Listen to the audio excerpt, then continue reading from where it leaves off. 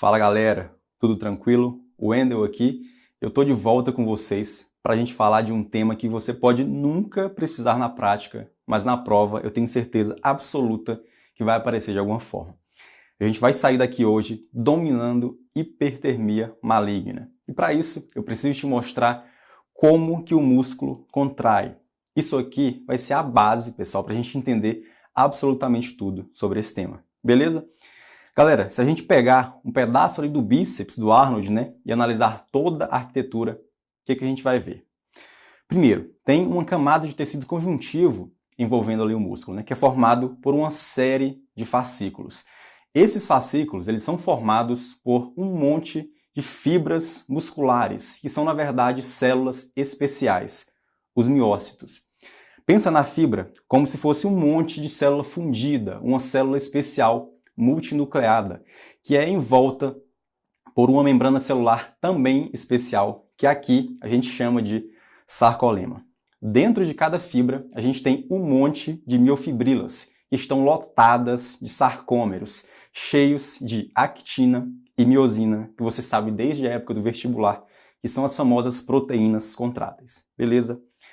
Agora, se a gente aproximar ainda mais isso aqui, a gente vai ver que a miofibrila ela é envolta por um monte de mitocôndria, está lotada de mitocôndria aqui, e também por essa estrutura amarela aqui, que é o túbulo T, uma parte especial da membrana, que a gente já conhece bem, beleza? Colado aqui nesses dois, a gente tem essa estrutura azul, que parece uma rede aqui, uma teia. Esse é o retículo sarcoplasmático, que está lotado de cálcio. Agora, a gente vai entrar aqui dentro de uma miofibrila e você vai entender como funciona toda essa arquitetura e por que ela precisa ser assim. Lembra que comigo, a gente tem ali dentro a actina, né? Essa bola amarela aqui. Tem também as troponinas T, C e I e a tropomiosina, que é essa cordinha aqui. Wendel, como é que isso aqui se organiza? Pessoal, um monte de actina se junta e forma ali como se fosse um colar de pérolas, né, se entrelaçando. A tropomiosina, ela fica aqui grudada nesse colar de actina, né, dando sustentação aqui. E a troponina T de tropomiosina, ela se liga ali nessa cordinha. Tranquilo? A troponina C de cálcio, também fica grudada ali. E completando esse complexo, a gente tem como papel inibitório a troponina I. Na ponta de cada troponina, pessoal, na ponta de cada cordinha dessa, a gente tem esse complexo de troponina, tá? A gente tem as troponinas T, C e I formando esse complexo. Tranquilo? Sempre passando ali do lado dessa cadeia de actina, a gente vai ter a miosina. Essa aqui, a parte mais fininha, né? Que é a cauda, e ali a cabeça da miosina, que é doida para agarrar a actina, mas ela sozinha não consegue e precisa de dois ajudantes. Primeiro, o ATP, ele se liga ali na cabeça da miosina e agora ele expõe o braço para ela conseguir alcançar e se ligar na actina. Porém, só isso não adianta, porque ela não tem onde segurar ainda. E é aí que entra a estrela da contração, o cálcio. O cálcio, ele se liga lá na troponina C e ele desloca a tropomiosina para o lado ali, empurra um pouquinho para o lado, expondo assim o sítio de ligação para a miosina finalmente agarrar ali na actina, né, encurtar o tamanho da fibra e o músculo aí sim contrair. Eu precisei fazer essa revisão aqui para você entender que esses dois fatores são fundamentais para existir contração: cálcio e ATP. Mas, Wendel, de onde é que eles vêm? Pessoal, a maior parte do cálcio ela fica guardada ali no retículo sarcoplasmático, aquela rede que eu te mostrei. E o ATP ele é produzido lá na mitocôndria, gastando energia, gastando oxigênio, glicose para isso. Agora, como que o músculo vai entender que é hora de contrair? Qual é o sinal que ele recebe? Isso acontece com a despolarização. A gente precisa inverter a polaridade da célula, que aqui dentro, onde eu estou, ela é negativa em repouso, né? E lá fora a carga é positiva. Como é que a gente consegue fazer isso? Aqui que entra, pessoal, a junção neuromuscular, tá?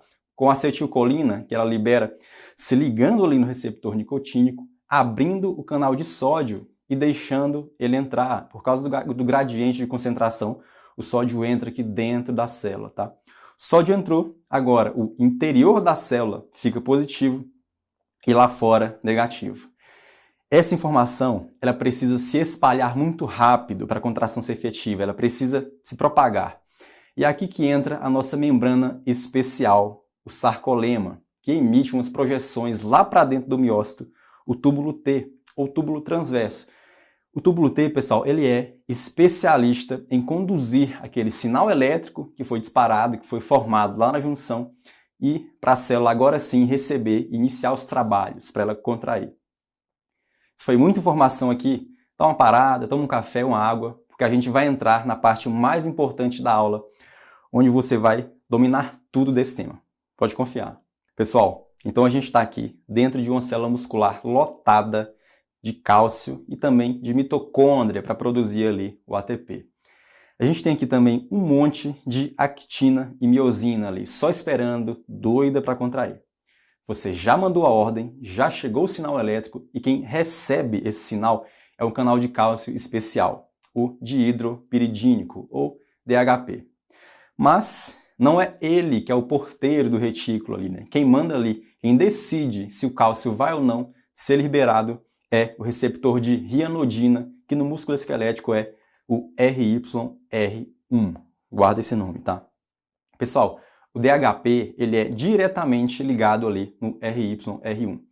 Quando a célula despolariza, quando chega o sinal para contrair, ele fala, cara, pode abrir a porteira aí e liberar o cálcio. Mandaram contrair aqui, tem que contrair. O RYR1, prontamente ele atende esse chamado e abre ali a porteira. Então, o cálcio ele é liberado para dentro da célula. Pronto, já tem o cálcio para deixar a actina no ponto ali.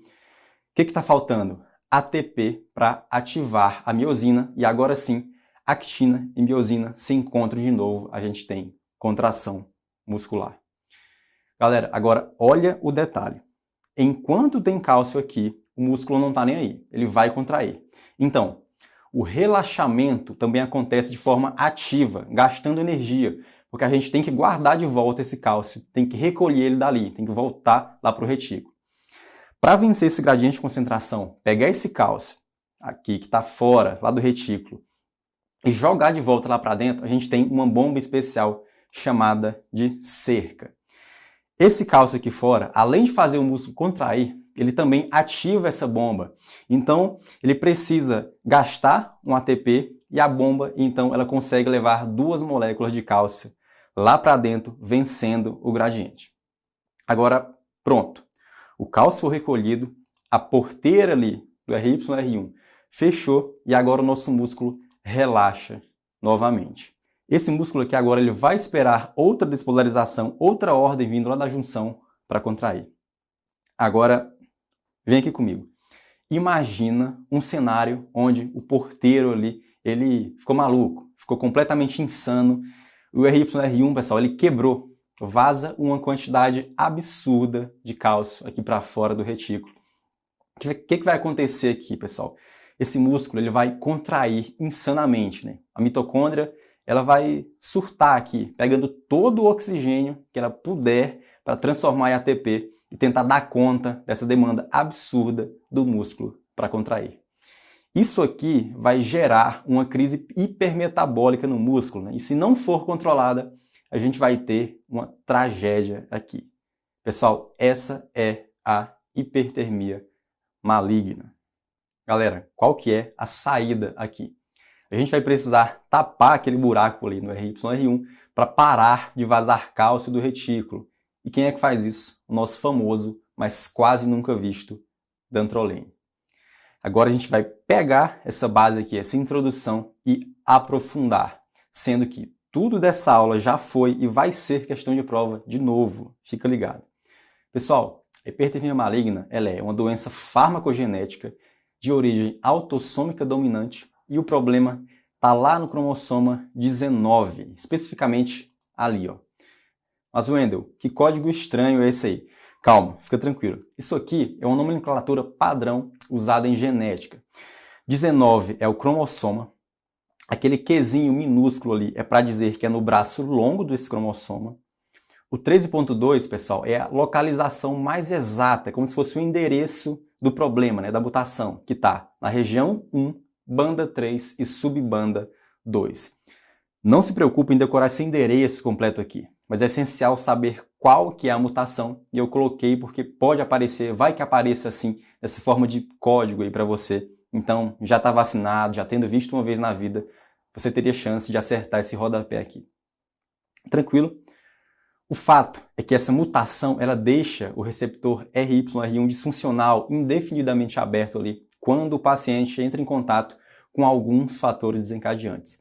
Mas, antes de falar desses fatores, eu preciso que você guarde também que o problema pode estar ali nos genes CACNA1S e STAC3, que eles codificam também o canal dihidropiridínico e outras partes daquele aparato ali que controla a liberação de cálcio do retículo sarcoplasmático. Beleza?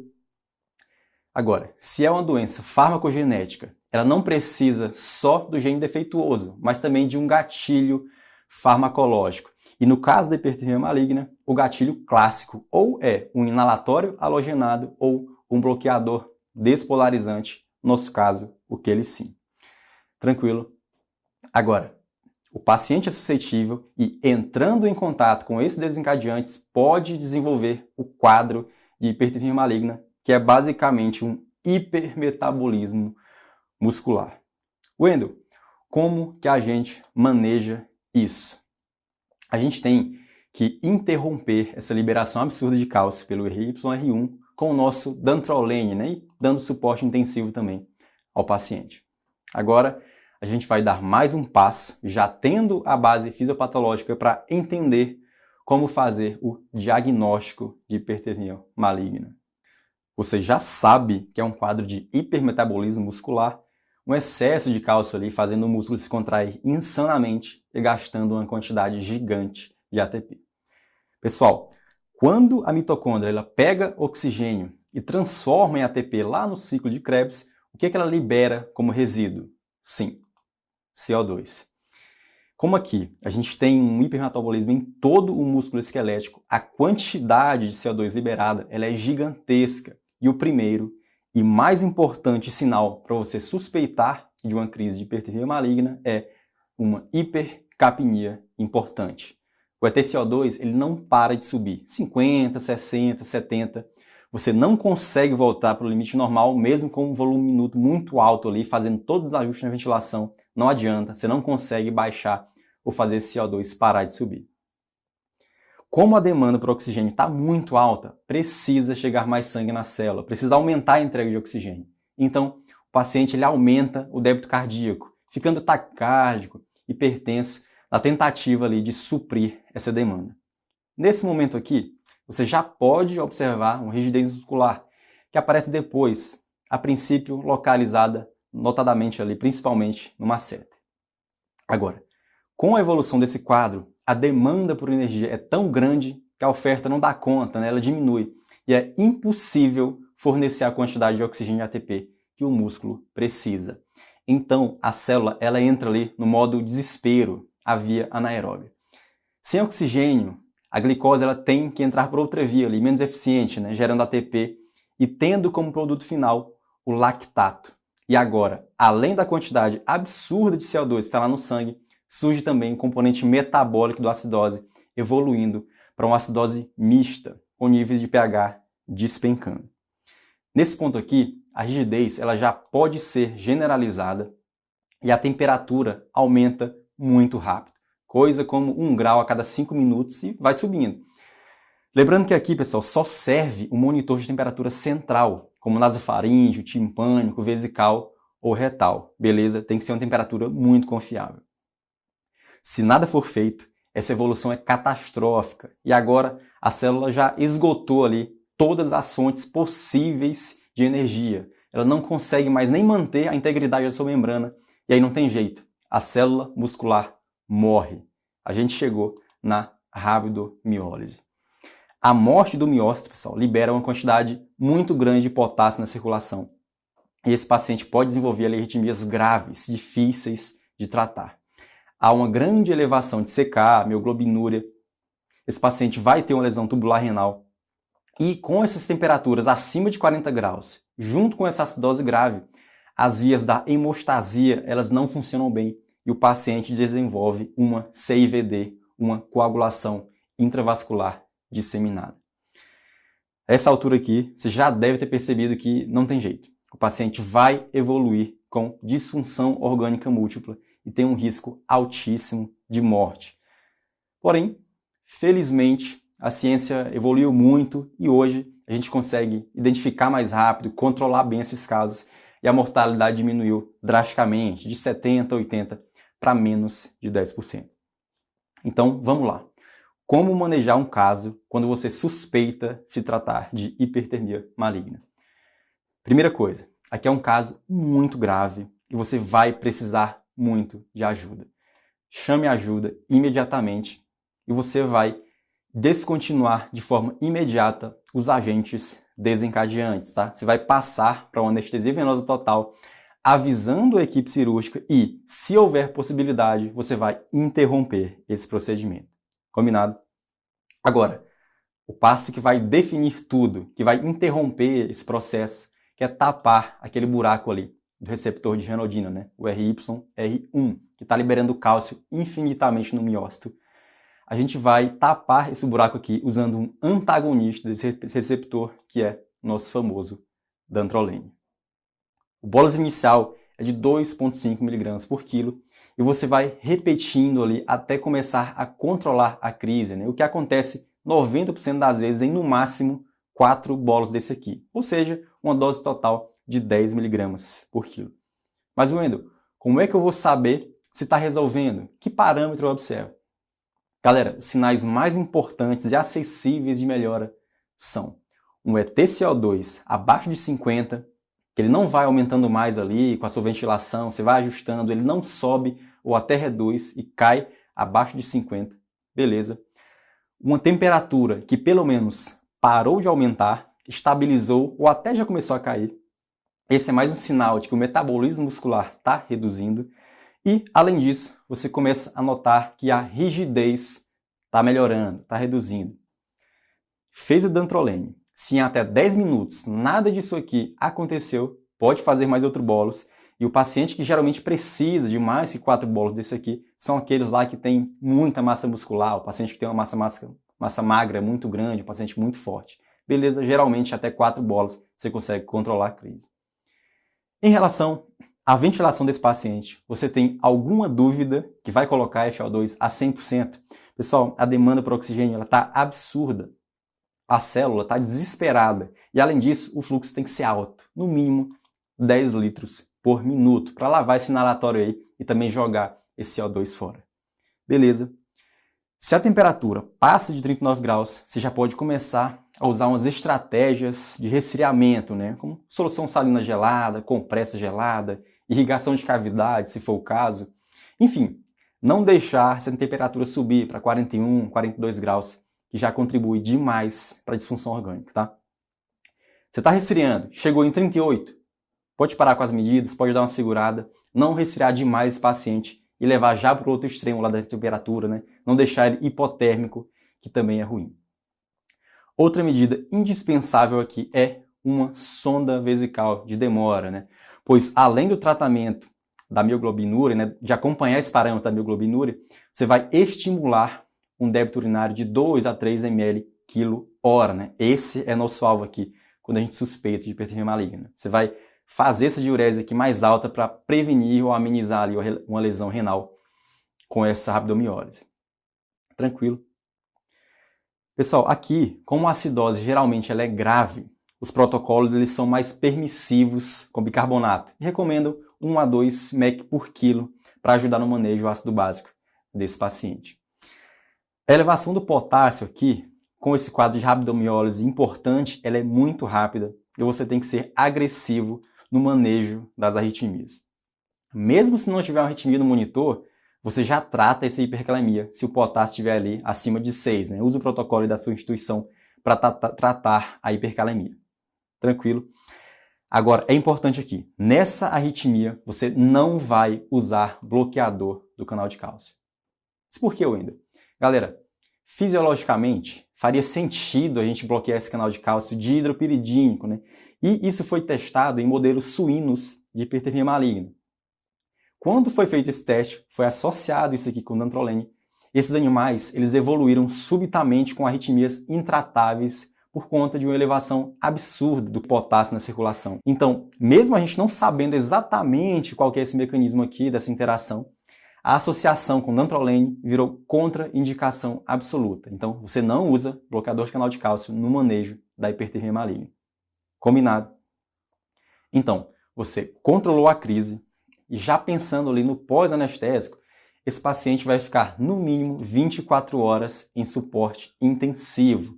E o dantrolene continua, agora com 1 mg por quilo de 6 em 6 horas. Lembrando que você também tem uma opção de ligar uma infusão contínua de 0,25 mg quilo hora, tá? Também tá certo, também pode fazer. Um controle laboratorial vai ser muito importante aqui, principalmente dos eletrólitos, função renal e estado ácido-base desse paciente, tá? Para a gente acompanhar realmente esse controle, se está havendo melhora, se está evoluindo bem. Tranquilo? Por que esse controle tem que ser feito aqui? Pessoal, é importante lembrar que 20% dos pacientes eles apresentam a recidiva do quadro, né?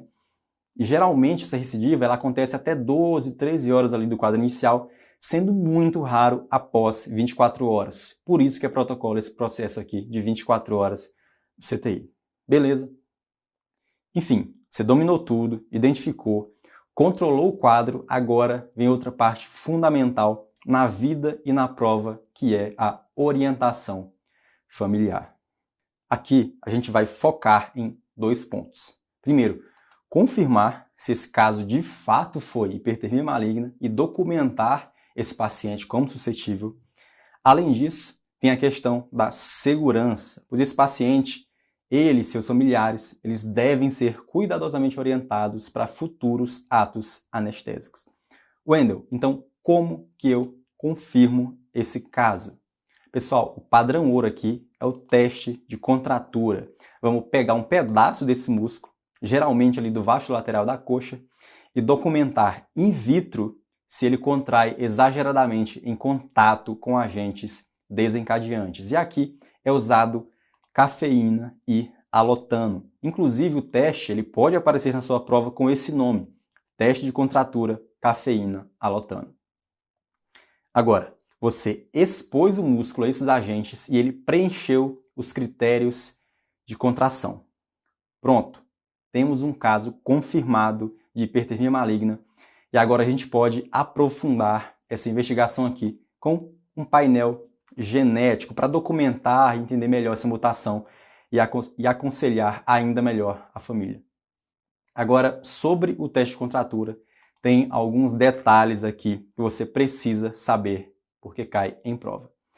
Primeiro, ele só pode ser feito no mínimo 3 meses após o evento. E o motivo dessa espera é que a rabdomiólise ela pode ter sido muito intensa. E antes disso, o músculo ele não se recuperou ainda, ele não está estruturado ainda para contrair. Então você pode ter um falso negativo se pegar esse músculo ali meio machucado, né? Algumas referências elas recomendam até que se o quadro de rabdomiólise foi grave, você espera não só 3, mas 6 meses. Beleza? Então esse é o motivo. Outro ponto é que o teste deve ser feito no máximo 5 horas após a biópsia, a retirada do músculo ali. Senão o músculo ele morre, o músculo vai morrer e não vai contrair. Por isso, o paciente ele vai ter que ir pessoalmente até um centro especializado que no Brasil só tem lá em São Paulo. E aqui não tem jeito, não tem como enviar uma amostra, não tem como enviar um sangue aqui. Tem que colher o músculo lá onde ele vai fazer a biópsia, porque você faz no máximo até 5 horas da retirada. Beleza. E por último, não é interessante você tirar um pedaço do músculo se for uma criança pequena. Então, ela tem que ter no mínimo 20 quilos e 5 anos de idade, tá? Se não for um caso, se for uma criança muito pequena, você tem algumas opções aqui. Primeiro, você pode fazer o teste genético na criança, tá? Que não é o padrão ouro, mas é uma boa opção.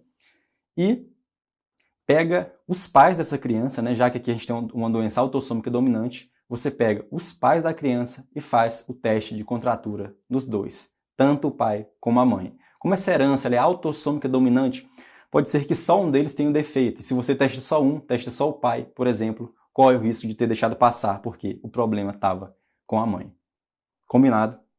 Agora a gente vai entrar em mais um ponto fundamental aqui, que é a segurança desse paciente suscetível em futuros procedimentos. Pois esse paciente, os familiares dele, podem precisar ser operados. Então, obviamente, ele deve ser formalmente orientado, sendo que o ideal é ter uma carteira de identificação. Você vai falar que esse paciente é suscetível à hipertermia maligna e também acompanhar isso de um relatório da equipe de anestesia que realizou o manejo quando ele teve o quadro de hipertermia maligna. Beleza? Fato é que chegou para você a notícia de que você vai anestesiar um paciente suscetível e agora quem entra em crise é você. Pessoal, antes de tudo, fica tranquilo, porque já é muito consolidado na literatura que, seguindo o protocolo básico, o índice de complicações nesse paciente aqui é o mesmo que alguém que não é suscetível. Então, vamos lá. O que deve ser feito?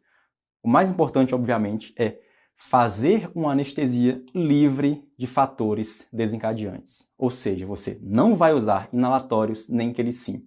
Vai fazer uma venosa total e vai usar um bloqueador adespolarizante, que é bem seguro nesses pacientes. Tranquilo? Agora, Wendel, como que eu preparo a sala?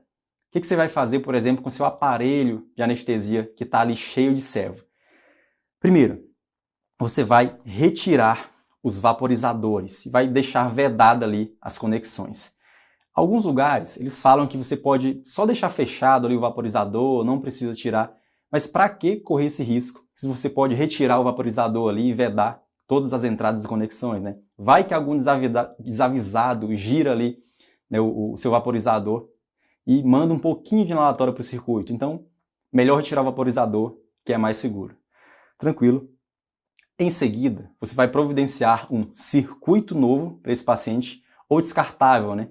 Porque a gente sabe que o material da traqueia ele pode absorver o inalatório durante a anestesia. Vai liberando pequenas quantidades ali com fluxo de gás. Então, você vai usar nesse paciente um circuito virgem, que nunca viu um gás na vida, né? Um circuito novo ou descartável. Outra medida é trocar o canister. Se disponível um novo, que nunca teve contato com o inalatório, você vai trocar.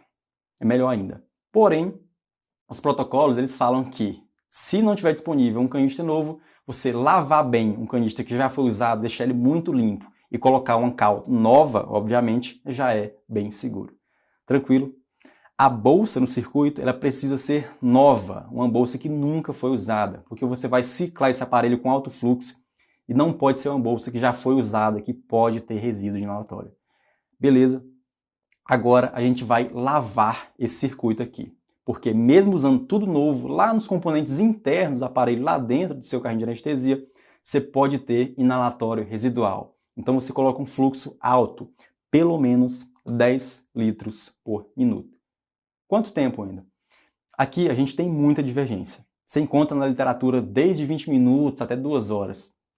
Porém, o ideal é você buscar essa informação com o fabricante do aparelho, que vai te dar um dado muito objetivo de quanto tempo é necessário para você eliminar completamente esses resíduos com fluxo elevado. Tranquilo? Mais um detalhe aqui.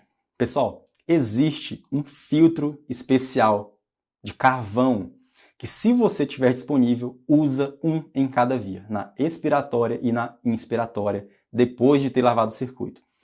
Esse filtro aqui, ele garante que mesmo que exista algum inalatório residual no circuito, a concentração dele não passe de 5 partes por milhão, de 5 ppm, e segure isso aqui por até 12 horas. Mesmo usando um fluxo ali mais baixo, de 3 litros por minuto, ele dá conta de segurar. Porém, esse filtro aqui, ele é pouco disponível, né? Se recomenda que, quando você não tem ele, você mantenha esse fluxo de 10 litros por minuto durante todo o ato anestésico. Combinado? Galera, tudo isso aqui aumenta muito a segurança, mas é indispensável, é obrigatório que você tenha em sala todo o material disponível para manejar um episódio fulminante de hipertermia maligna, incluindo, óbvio, dantrolene e todas as drogas de suporte intensivo para um paciente grave. Monitorização aqui é obviamente essencial, com atenção especial a temperatura central e, o mais importante, uma monitorização contínua e calibrada do CO2 expirado, que vai ser o nosso sinal de alerta mais precoce. Agora, em relação à logística aqui, pessoal, esse paciente, esse caso, ele deve ser o primeiro caso do dia naquela sala e esse paciente vai passar no mínimo 3 horas no CTI, mesmo dando tudo certo, tudo tranquilo. Perfeito? Ele tem que ficar monitorizado esse período. Agora, Wendel, então não pode fazer anestesia ambulatorial nesse paciente, né? Calma, isso é pegadinha. Pode sim. Pode fazer procedimento ambulatorial desde que você respeite todas as medidas de segurança, sem exceção. Mas será que você vai ter ali um dantrolene, por exemplo, numa clínica? Então, por isso que geralmente esses pacientes eles fazem procedimentos no hospital, ou no mínimo em uma unidade ali anexa ao hospital, mas não é proibido, pelo menos em teoria, fazer ambulatorial. Beleza? Último ponto aqui que eu preciso deixar muito claro com você é que não existe nenhuma indicação de dantrolene profilático. Você só vai usar na suspeita de crise. Combinado? Aqui não tem essa história de errado não tá, faz um pouquinho de dantrolene ali. Não, tá errado sim, na vida e na prova. Dantrolene só na suspeita de crise. Beleza? Wendel, agora eu tenho mais uma dúvida aqui. Aquele paciente com uma doença estranha, rara, aquela criança que tem uma miopatia genética, ele tem relação com hipertermia maligna? Eu posso usar cevolquelicin aqui? Pessoal, isso é uma polêmica gigante e não existe consenso em nenhuma das fontes que você consultar. Porém, eu fiz um levantamento aqui que vai te ajudar e coloquei mais detalhes aqui no material extra dessa aula, tá? Mas vamos lá. O fato é, chegou um paciente para você que olhando ele parece ter alguma doença osteomuscular. Te passam essa informação aqui. A mãe falou que ele tem uma tal de doença, síndrome de King. E agora? Que doença é essa? Que anestesia você vai fazer? Pessoal, apesar de ser muito divergente na literatura, eu vou te fazer um pedido. Eu quero que você, pelo menos, olhe essas 10 doenças aqui. Bata o olho aí. Não precisa saber detalhe clínico, mas lá na prova, você vai precisar lembrar que elas têm relação com suscetibilidade à hipertermia maligna. Beleza? Vamos lá. Você vai bater o olho e vai lembrar de distrofias de Becker e Duchenne, doença do núcleo central, a síndrome de King-Denborough, que é o problema dessa criança aqui, miotonia congênita, distrofia miotônica, distrofia muscular congênita, paralisia periódica familiar, rabdomiólise por esforço. É aquele paciente que ele tem uma clínica de rabdomiólise, uma elevação de CK muito incompatível com o grau de atividade física e ele não investigou muito bem isso. Esse paciente também entra aqui. Continuando, miopatia multiminicor e, por último, miopatia mielínica.